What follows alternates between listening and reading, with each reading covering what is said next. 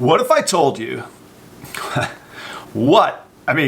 seriously, what if I told you you could mail off your snake's sheds and have it genetically tested to find out your heterozygous or het traits in your animals, or to confirm genes altogether? And then what if I told you you could, and it's free other than the postage to ship your shed? I'm going to tell you about it right here today.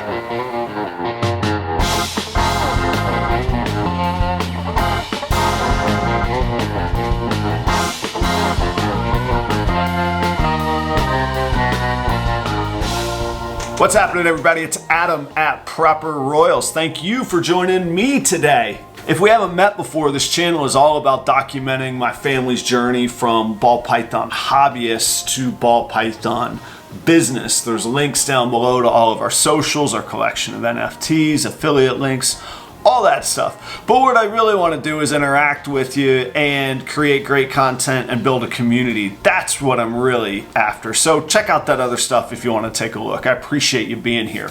I do a live stream every Tuesday night on this channel right here on the Proper Royals channel, 8 p.m. Eastern time every Tuesday without fail. And a few weeks back, we had on the show as the guest, Dr. Hannh Seidel from Eastern Michigan and the Ball Python Genetics Research Project. And if you didn't get to see that interview, it's actually been one of the most popular live streams that I've done. Certainly, I would say certainly the most compelling as far as what I learned from doing the live stream that evening. So that link is up here. Check that out. If you haven't seen it, it's completely worth seeing. I'm also going to include clips from that interview or that live stream in this video as well to clarify some things. The history of it is that Dr. Seidel wanted to have an undergraduate project where her students could do hands-on learning and get real results that would be published, would be shared, but also would change a hobby and be influential to a certain niche of people. And that people is us. Yep, so I have created what I'm calling the Ball Python Genetics Project. And our project has both scientific goals and educational goals. So the scientific goals of the project are to identify the genes and mutations causing various color morphs in ball pythons. And the reasons why that's interesting are, from a scientific standpoint, reptiles are probably the most colorful of land vertebrates, but we actually know very little about the genetics and development of their color patterns. And then another reason it's interesting is also the application of a lot of pet owners would be interested in being able to genetically test their animals to determine exactly which mutations they carry. The educational side is that I thought it'd be interesting to identify these genes and mutations, and I wanted to do that in the context of an undergraduate genetics class, where the students are learning basic techniques in molecular biology, like extracting DNA, amplifying the DNA using techniques we call PCR, analyzing that DNA, and identifying something new that we could publish, and the students would feel like their experiments in lab were not pointless, but we're actually making a new scientific discovery. So the project is combining the scientific goals and the educational goals. So what she's been doing for several years is that you could send her snake sheds. I'm going to use incorrect terminology. You're going to have to bear with me here because I am a layman on doctoral genetics, okay? So I'm going to call it mapping a certain DNA sequence for each gene. And as we know, in ball pythons, there's something like 200 dominant genes and another pretty big handful of recessive genes. And there's great debate sometimes as to what is what. And then because of the nature of recessive genes, we can't see if something is heterozygous, meaning it only carries one of the two required genes to be visually present in a recessive.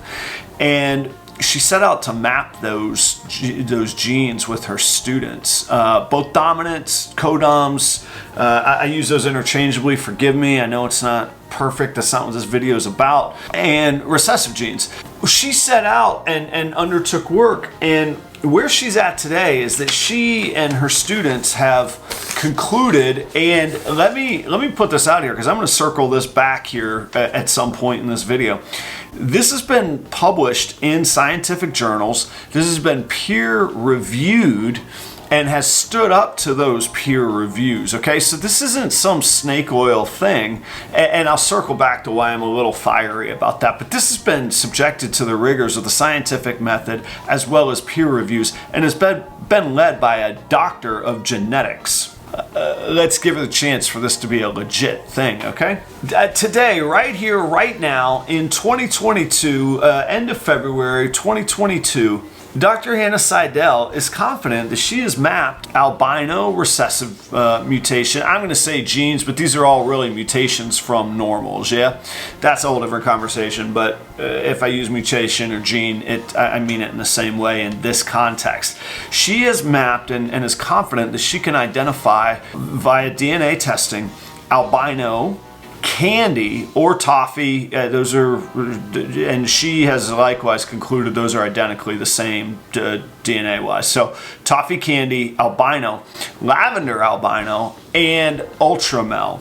To get to the point of my intro, if you send Dr. Seidel your snake skin sheds so that she can use them for future testing and future growth and understanding, she will happily test, if you request, those sheds for those genes that she identified with the help of her undergraduate students. And she'll do it for free. This is scientific research for the sake of science and for the sake of fact. And again, if you watch that live stream that I did, she specifically is not interested in capitalizing on this in financial terms. She is not interested in the monetization of it. If she doesn't feel that it's patentable information, maybe there's a process that's patentable that somebody else will mess with.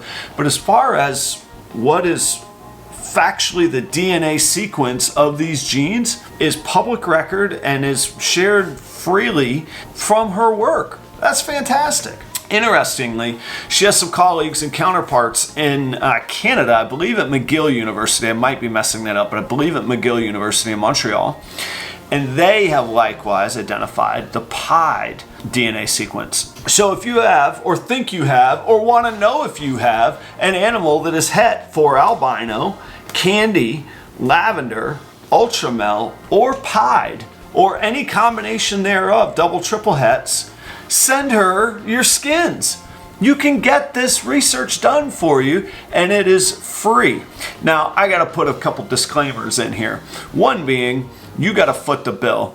Secondly, she actually is looking for all sheds that you can identify what you believe they are so that she can further her research. So right now she's specifically looking for animals from the yellow belly complex is particularly what she's looking for.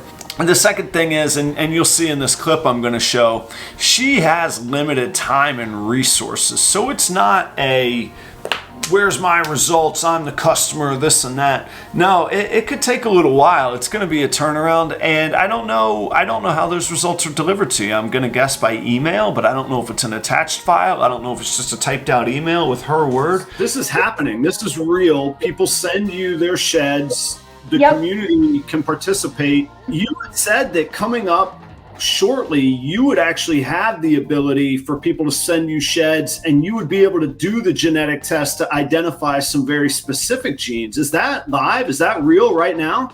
Yeah, so right now we have already identified the genes and mutations for a few morphs.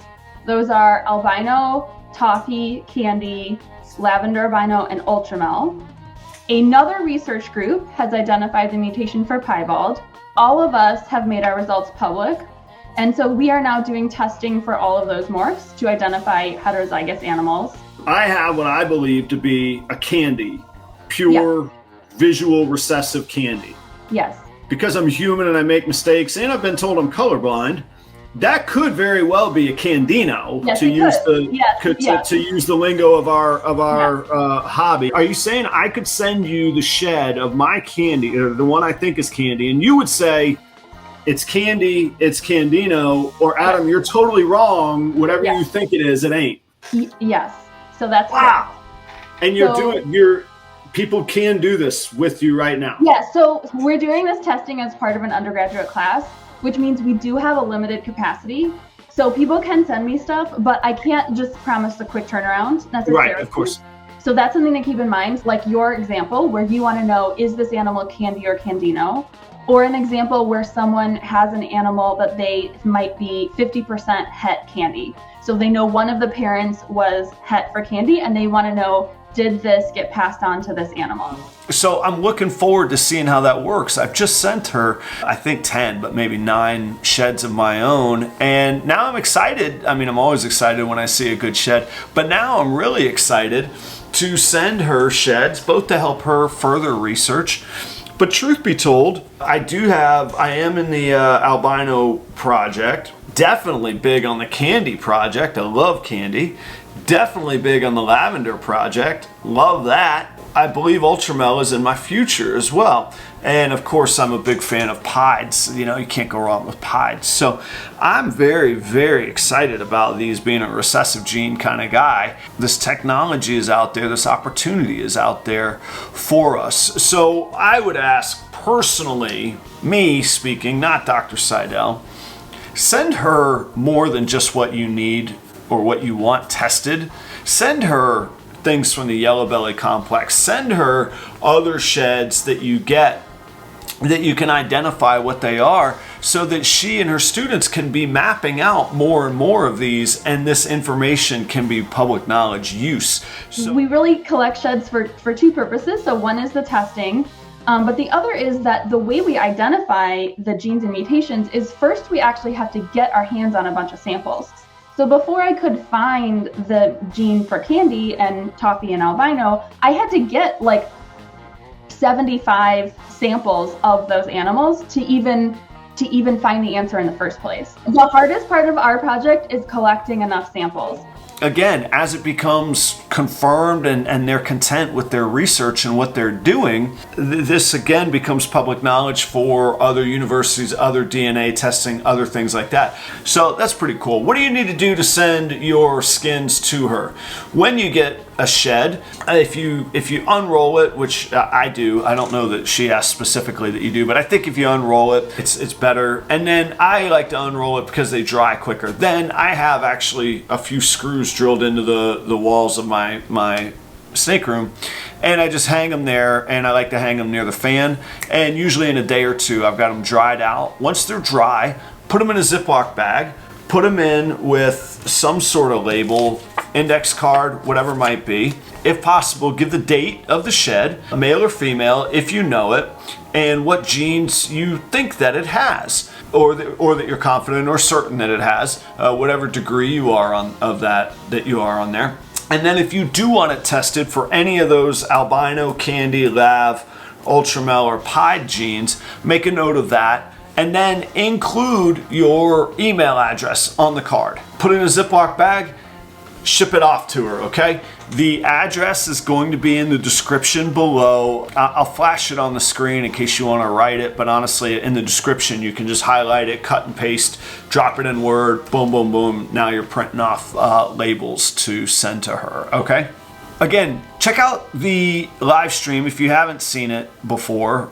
It got some interesting feedback, and 2 interesting things came from it. One, high desert pythons sampled it and turned it into a short, which is cool. They gave me credit. We're totally cool on that. I got no problem with Antoine. We're cool there. But it got some comments that, you know, oh, this isn't to be trusted. This is, you know, somebody getting played. This is kids play. People could just send in skins and label them whatever they want. And you know, why would we trust this? Why would we do that? Let me circle back to the beginning. This is a doctor of genetics that has pursued her academic career, understands the scientific method, has subjected it to peer reviews, and here some Instagram conspiracy theorist wants to downplay it. And you guys saw who made those comments. That's not cool. I like that guy. I like that breeder. Hugely respected. Adore that breeder. We got to change the outlook on this. This is not just some kids play conspiracy. Hey, look, people thought the internet was going to be a fad for just chat rooms on CompuServe. You know, this is part of the future. It's evolving. Science evolves. Science gets better. The scientific method dictates that when errors are exposed, you do more research to find where those errors are exposed. To think that there's some grand conspiracy to fool Dr. Seidel, like, do you know how many people and how many samples it would take of this organized conspiracy that apparently we all have time to goof off with to derail her work that she's doing for the sake of science and not even profit? We got to change that message. Thank you for hearing me out. I want to personally thank Dr. Seidel. She's been very gracious to me for coming on my show. She's done us all a favor to get this ball rolling and to passionately pursue this with her undergrad students. This is incredible. She also has a partner at the department that heads this project up with her as well. I say thank you on behalf of the hobby, Dr. Seidel. I'm proud to support you. I'm proud to advocate in this way, in this small platform that I have, and we love to hear more and wish you success. And let's get these sheds to Dr. Seidel. We're gonna throw them away, throw them in an envelope, ship them off. I've heard many people say they would pay a whole lot of money to get this sort of research, so why not invest the cost of that stamp or the $3 to pack a whole envelope, you know, a big mailer envelope out to her. Hey, if you're still watching at this point and you got some value out of this video, which I'm guessing you did if you didn't know about this, hook me up with a like and a subscribe. It makes a heck of a difference to me. And when you do, you're gonna help me feed a ball python. Thanks for checking out the show today. Until next time, see ya.